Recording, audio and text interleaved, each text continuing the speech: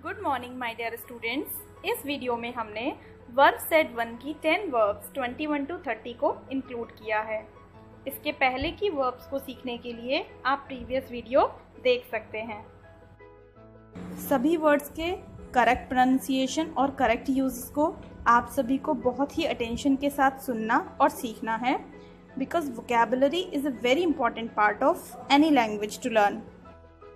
So now I am going to explain the verbs and you are supposed to watch the full video very attentively. तो पहली verb है approach. Spelling है APPROACH। इसका सही pronunciation है approach. As you can see approach. ये एक verb है जिसके दो मतलब होते हैं। तो पहला क्या मीनिंग है? टू कम नियर और नियरर टू समबडी और समथिंग। किसी भी व्यक्ति या किसी वस्तु के पास में आना या उसके पास में पहुंचना। एग्जाम्पल है the day of the exam approached. परीक्षा का दिन पास आ गया। सेकेंड है to begin to deal with a problem situation. किसी भी प्रॉब्लम या किसी भी सिचुएशन से निपटना, किसी समस्या या स्थिति से निपटना शुरू करना। एग्जाम्पल है what is the best way, what is the best way to approach this problem. इस समस्या से निपटने का सही तरीका क्या है? तो इस तरह हमने सीखा कि अप्रोच के दो मतलब होते हैं, किसी वस्तु या व्यक्ति के पास आना या किसी समस्या या स्थिति से निपटना। जैसे एग्जाम पास में आ रहा है, ट्रेन पास में आ रही है, मैं डॉक्टर के पास जा रहा हूँ, I am approaching the doctor, can you approach the doctor. या किसी समस्या या स्थिति से निपटना, what is the best way to approach this problem. Second verb है अप्रूव। स्पेलिंग है APPROVE। क्या बोलते हैं हम इसे? अप्रूव। अप्रूव के भी दो मतलब होते हैं। तो पहला मीनिंग है to be pleased about something. किसी भी चीज़ से खुश होना। टू लाइक समबडी और समथिंग। किसी व्यक्ति को या किसी वस्तु को पसंद करना। तो हिंदी में इसका क्या मतलब है? किसी को पसंद करना या उससे संतुष्ट होना या किसी भी चीज़ को स्वीकार्य समझना। एग्जाम्पल है his father did not approve of him becoming a dancer. उसके पिता उसके लिए ये नहीं पसंद करते हैं कि वो डांसर बने। मतलब उसके पिता उसका डांसर बनना पसंद नहीं करते हैं। तो अगर आप किसी की बात को अप्रूव करते हैं मतलब आप उसको पसंद करते हैं। किसी व्यक्ति को अप्रूव करते हैं तो मतलब आप उसे पसंद करते हैं, उसको स्वीकार करते हैं। और इसका अपोजिट वर्ड होता है डिसअप्रूव, किसी को पसंद ना करना। सेकेंड मीनिंग है to agree formally to something और to say that something is correct. Formal मतलब औपचारिक रूप से किसी बात से सहमत होना या उनका समर्थन कहना या उनसे ये कहना कि आप जो कह रहे हैं वो ठीक कह रहे हैं, मैं आपकी बात से अप्रूव करता हूँ। एग्जाम्पल है we need to get an accountant to approve these figures. अगर हमें इन फिगर्स को अप्रूव करना है, सहमत होना है, तो इसके लिए हमें एक अकाउंटेंट की ज़रूरत है। थर्ड वर्ब है अरेंज। स्पेलिंग है ARRANGE। इसका सही प्रोनाउंसिएशन क्या है? अरेंज।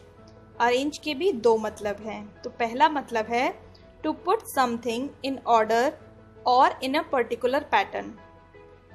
किसी भी चीज़ को ऑर्डर में मतलब व्यवस्थित तरीके से रखना या किसी एक विशेष तरीके से उसे सजाना। हिंदी में क्या कहेंगे हम? व्यवस्थित करना या किसी क्रम विशेष मतलब किसी पर्टिकुलर तरीके से उसे सजाना, अरेंज करना। The books were arranged in alphabetical order. तो किताबों के नाम होते हैं, तो किताबों को हमने इस तरीके से अरेंज किया है, इस तरीके से अरेंज किया है कि उनके नाम अल्फाबेटिकल ऑर्डर में आ जाएं। मतलब A लेटर से Z लेटर की सीरीज में वो किताबें अरेंज की गई हैं। दूसरा मतलब है to make plans and preparations so that something can happen in the future. आयोजित करना, भविष्य में घटित होने वाली घटना के लिए प्रबंध या इंतजाम करना। एग्जाम्पल है, we are arranging a surprise party for Mandira. हम मंदिरा के लिए क्या अरेंज कर रहे हैं? एक सरप्राइज पार्टी अरेंज कर रहे हैं। तो कोई भी काम अगर आप उसे फ्यूचर में, नियर फ्यूचर में करना चाहते हो, तो आप उसके लिए जो भी तैयारियां या प्रबंध करते हो, तो उसके लिए हम किस वर्ड का यूज करते हैं? अरेंज, व्यवस्थित करना। अगली वर्ब है आस्क। स्पेलिंग है ASK। सिंपल वर्ब है, आप इसका मतलब बहुत पहले से जानते भी हैं। इसके भी दो मीनिंग हैं। पहला है to put a question to somebody in order to find out some information, जानकारी के लिए प्रश्न पूछना। अगर आप कोई भी इंफॉर्मेशन किसी से लेना चाहते हैं तो आप उससे प्रश्न पूछने के लिए आस्क शब्द का यूज करते हैं। जैसे we need to ask about tickets, हमको टिकट्स के बारे में पूछने की जरूरत है। टिकट्स कितने की हैं, कब मिलेंगी, कैसे मिलेंगी, अगर आप ये पूछना चाहते हैं तो उसके लिए आप आस्क यूज करेंगे। नेक्स्ट है to request that somebody gives you something or does something for you। आप किसी से रिक्वेस्ट करने के लिए भी आस्क शब्द का यूज करते हैं। अब रिक्वेस्ट क्यों करनी है? आप किसी से ये चाहते हैं कि कोई आपके लिए कुछ करे या आपको कुछ दे, तो मतलब किसी से कुछ मांगना या उससे निवेदन करना। She sat down and asked for a cup of coffee। तो वो बैठ गई और उसने एक कप कॉफी के लिए पूछा। अब यहाँ पर एक कप कॉफी के लिए पूछा नहीं है सेंस, यहाँ पर ये है कि उसने एक कप कॉफी मांगी। तो मांगने के लिए भी हम वर्ब कौन सी यूज कर सकते हैं? आस्क। तो आस्क को हम दो तरह से यूज कर सकते हैं, एक प्रश्न पूछने के लिए और दूसरा कुछ मांगने के लिए। अगली वर्ब है असिस्ट। स्पेलिंग है ASSIST। इसका सही प्रोनाउंसिएशन क्या है? असिस्ट। असिस्ट का बहुत सिंपल मीनिंग है टू हेल्प, किसी की सहायता करना। अगर आप किसी की सहायता करते हैं तो आप उसको असिस्ट करते हैं, और किसी की सहायता करने वाले को असिस्टेंट बोलते हैं। एग्जाम्पल है, volunteers assisted in searching for the boy. Volunteers जो होते हैं वो स्वयंसेवी होते हैं, जो अपने काम के लिए किसी भी प्रकार का पैसा नहीं लेते हैं। तो वॉलंटियर्स असिस्टेड, वॉलंटियर्स ने, स्वयंसेवकों ने मदद की इन सर्चिंग फॉर द बॉय, लड़के की खोज करने में।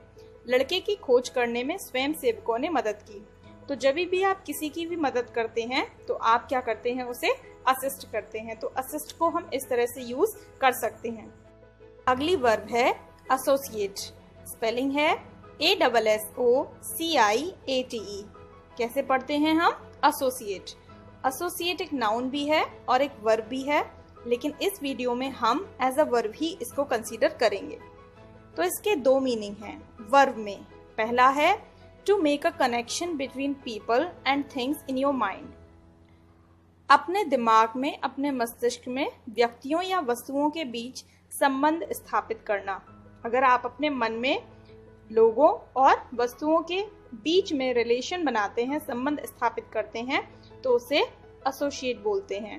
वैसे हम इसे दूसरे शब्दों में बोल सकते हैं संबद्ध करना। देखिए, संबंध करना नहीं है, संबद्ध करना है। एग्जाम्पल है, I always associate the smell of the sea with my childhood. मैं हमेशा समुद्र की खुशबू को अपने जीवन से जोड़ता हूँ।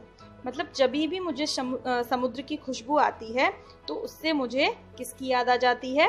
अपने बचपन की। तो यहाँ देखिए, मैं दो चीज़ों को रिलेट कर रहा हूँ, एक समुद्र से आने वाली खुशबू और दूसरा मेरा बचपन। तो मैं अपने दिमाग में उन दोनों चीज़ों को क्या कर रहा हूँ? एसोसिएट कर रहा हूँ। ठीक, तो जब आप अपने माइंड में दो चीज़ों को एक दूसरे से जोड़ते हैं तो उसे एसोसिएट बोलते हैं। दूसरा मतलब है to spend time with somebody, किसी के भी साथ समय बिताना, संबंध या संपर्क रखना। तो अगर आप किसी के साथ इन्वॉल्व होते हैं तो उसके लिए भी एसोसिएट यूज करते हैं। अगली वर्ब है अटैच। सिंपल है अटैच। स्पेलिंग है ATTACH। इसके भी दो मतलब होते हैं। पहला है टू फास्टन और ज्वाइन समथिंग टू समबडी। किसी भी एक चीज को किसी भी दूसरी चीज के साथ जोड़ देना, तो जोड़ देना या उसको लगा देना या उसको बांध देना। एग्जाम्पल है I attached a label to each bag, मैंने हर बैग में एक एक लेबल जोड़ दिया या लगा दिया। तो जब भी आप किसी एक चीज के साथ दूसरी चीज को जोड़ते हैं तो आप उसमें अटैच शब्द का यूज कर सकते हैं। अब जोड़ना यहाँ पर टू और टू को जोड़ने वाला नहीं है, है ना, आप समझ रहे होंगे एग्जाम्पल से। इसका जो अपोजिट है वो है डिटैच, किसी को अलग करना। तो जब आप चीज़ों को जोड़ते हैं तो अटैच लगाते हैं, और जब आप उसे सेपरेट करते हैं, अलग कर देते हैं, तो उसे डिटैच बोलते हैं। दूसरा इसका मीनिंग है to make somebody something join और बिलोंग टू समबडी और समथिंग, किसी भी वस्तु या व्यक्ति को किसी दूसरे वस्तु या व्यक्ति से संबद्ध करना। संबद्ध करना मतलब जोड़ना। The research centre is attached to the university, जो रिसर्च सेंटर है उसको किससे जोड़ दिया गया है, यूनिवर्सिटी से जोड़ दिया गया है। मतलब रिसर्च सेंटर में अब जो भी काम होगा वो यूनिवर्सिटी के अंडर गाइडेंस में होगा। तो इस तरह से अटैच को हम यूज करते हैं चीज़ों को दूसरी चीज़ों से जोड़ने के लिए या किसी एक संस्था को किसी दूसरी संस्था से जोड़ने के लिए। अगली वर्ब है अटेंड, स्पेलिंग है ATTEND, अटेंड। इसके भी दो मतलब हैं। पहला है टू गो टू और be present at a place, किसी भी स्थान पर जाना या वहां मौजूद या उपस्थित रहना। जैसे the children attend the local school, बच्चे जो उनका लोकल स्कूल है, जो पास का स्कूल है, वहां जाते हैं या वहां उपस्थित होते हैं। दूसरा फॉर्मल है to give your care, thought और अटेंशन टू समबडी समथिंग और लुक आफ्टर समबडी समथिंग, किसी बात पर ध्यान देना या गौर करना, किसी की देखभाल करना या किसी काम को निपटाना। Please attend to this matter immediately, कृपया तुरंत इस मामले को निपटाइए या इस पर ध्यान दीजिए या इस पर गौर करिए। तो इस सेंस में भी हम अटेंड को यूज करते हैं। जैसे हम बोलते हैं कि doctor has attended the patient, doctor ने मरीज को देख लिया है। तो यहाँ पर क्या है कि डॉक्टर ने मरीज पर गौर फरमाया है, उसकी देखभाल की है, उस पर ध्यान दिया है। तो यहाँ पर हम अटेंड को दो तरह से यूज कर सकते हैं, किसी स्थान पर जाने या उपस्थित होने के लिए, या दूसरा इसका मतलब है किसी पर ध्यान देने के लिए। जैसे मैं बोल सकती हूँ आपसे अटेंड माई वीडियो प्रॉपरली, आप मेरे वीडियो को ढंग से देखिए। अगली वर्ब है अट्रैक्ट, स्पेलिंग है ATTRACT। इसके भी दो मतलब हैं। पहला है to cause somebody something, to go to something और गिव अटेंशन टू समथिंग, मतलब किसी भी दूसरी चीज पर ध्यान देना। ध्यान आप कब देंगे, जब आप उसकी तरफ आकर्षित हो जाएंगे। तो किसी को आकर्षित करना या आकृष्ट करना या किसी को लुभाना।